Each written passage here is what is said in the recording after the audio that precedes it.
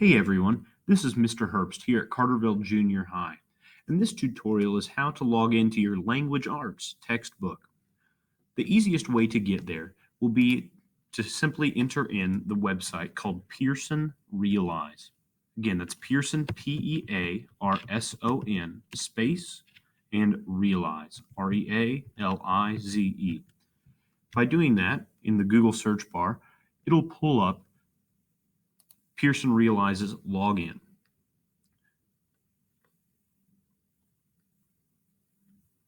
It should pull up a screen similar to this, and students will simply click Sign In. At this point, this is where students will log into their textbook. Students have been provided their username and password by their language arts teacher, either Mr. Herbst or Mrs. Steele in 7th grade, or Mrs. Hubbard or Mrs. Mottsinger in 8th grade. So, students' usernames, I'll go ahead and log into my account here.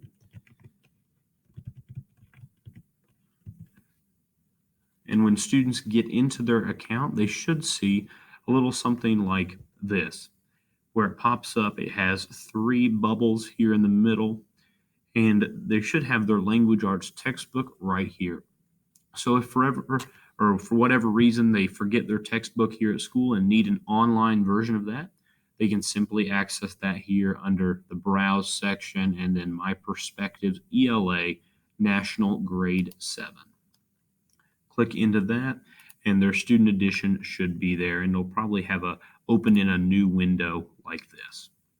It's very hands-on, very interactive, and it's an identical copy of our textbook that we have in the school building.